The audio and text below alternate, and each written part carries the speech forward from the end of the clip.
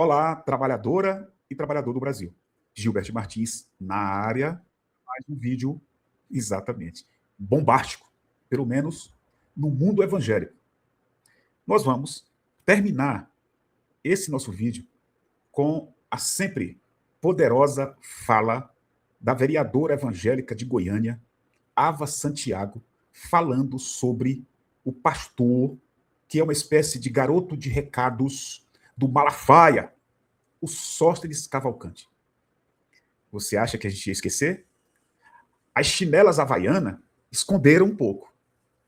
Mas nós estamos aqui para falar do pastor ladrão. Fique aí até o final, não saia. Assista o vídeo todo, comente aqui embaixo, pega o link, manda para a galera toda. Coloca lá naquele grupo da família que só tem evangélico, lunático, fanático, que não consegue enxergar 470 mil reais em dinheiro vivo, roubados. Joga lá e sai correndo. Beleza? Vamos aqui. Primeiro eu quero fazer os pedidos. Nós somos um canal independente. Independente porra nenhuma, nós dependemos de você. Então, só o seguidor e a seguidora, a galera que gosta do trabalho aqui do canal, é que ajuda. Então, mande um Pix. Se você puder, entre no Apoia-se, tá aqui embaixo. A chave Pix tá aqui embaixo. Vire membro, R$ 2,99. R$ 3. Frente a 470 mil, não vale nada. Ajude. Se não quiser ou não puder ajudar, dê aí o gostei, assista o vídeo todo, beleza? Vamos aqui para o tema. Na opinião de muita gente, não apenas a minha, que não tem significância quase nenhuma, o Brasil é um dos países mais corruptos do mundo em relação à corrupção pública. Você sabe que tem a privada. Naquela pesquisa da percepção da corrupção, a gente está lá em 101º, 102º, terceiro.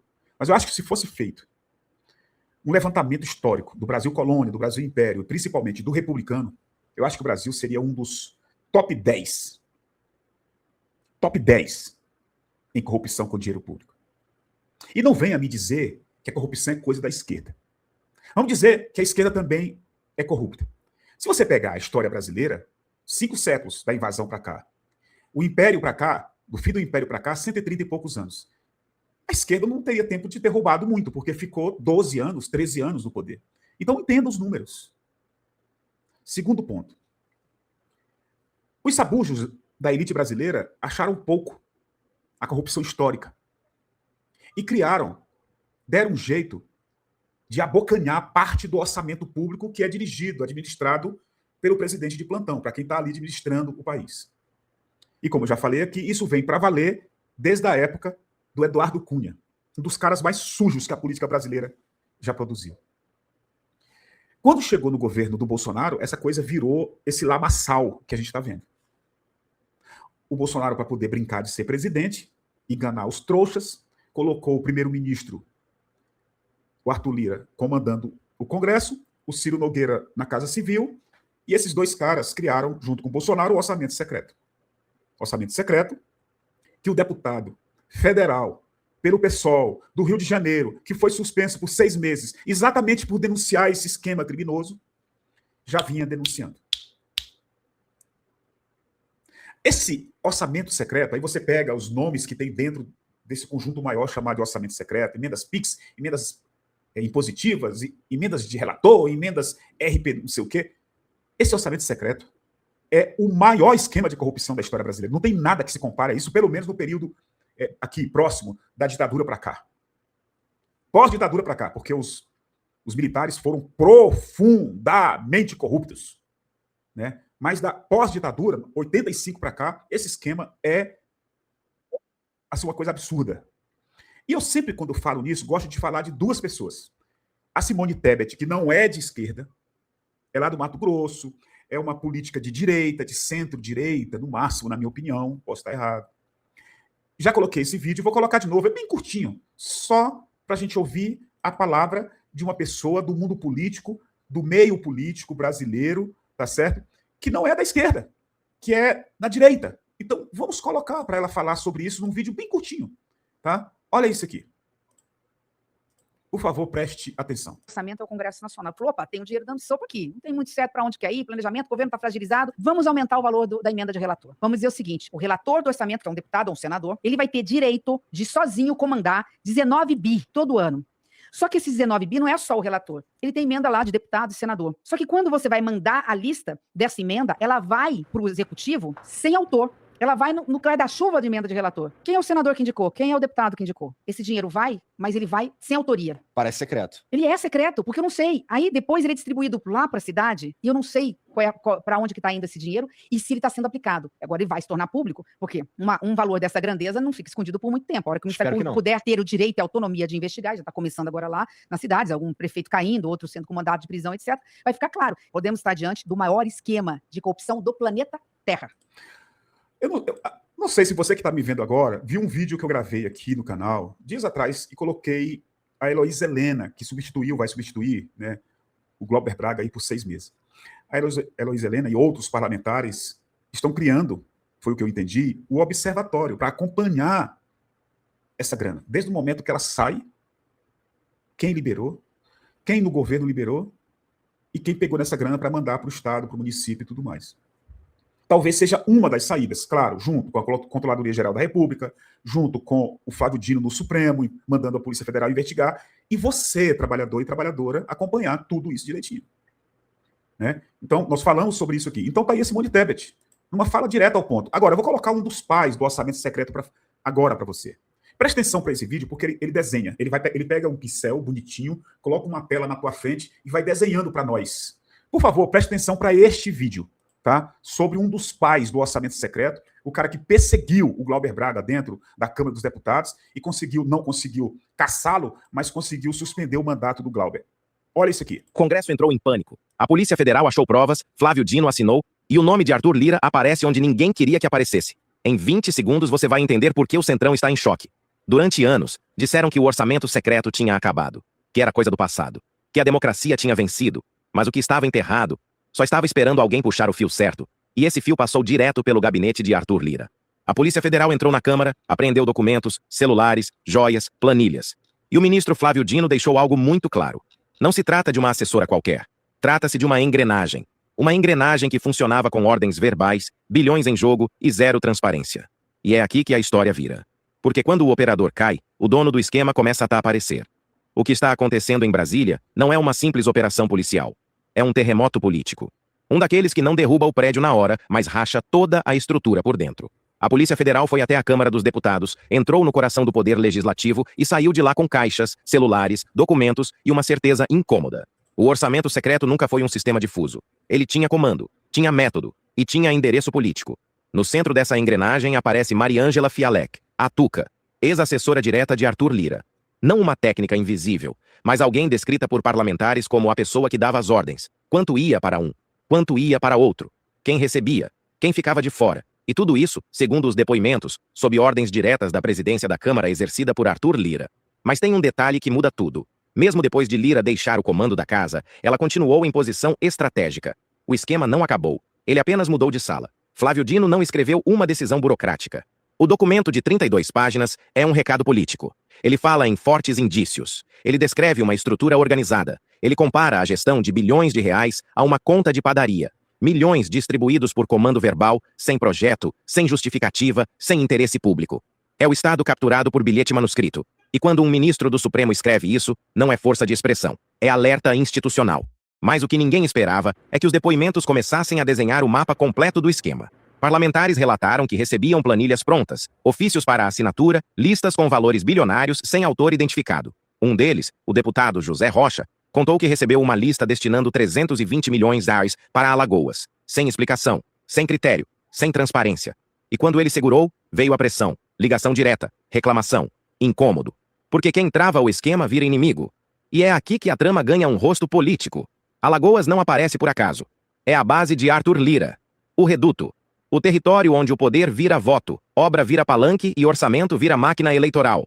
Relatos indicam que municípios específicos, como Rio Largo, recebiam cifras vultosas, mesmo sem qualquer protagonismo parlamentar. Não era política pública, era engenharia de poder. Mas tem um ponto ainda mais sensível. Deputados que prestaram depoimento, como Glauber Braga, passaram a sofrer retaliações políticas dentro da Câmara. processos de suspensão, perseguições regimentais, tentativas de silenciamento. Coincidência? Nos bastidores de Brasília, comenta-se que não. O orçamento secreto não distribuía só dinheiro, distribuía medo.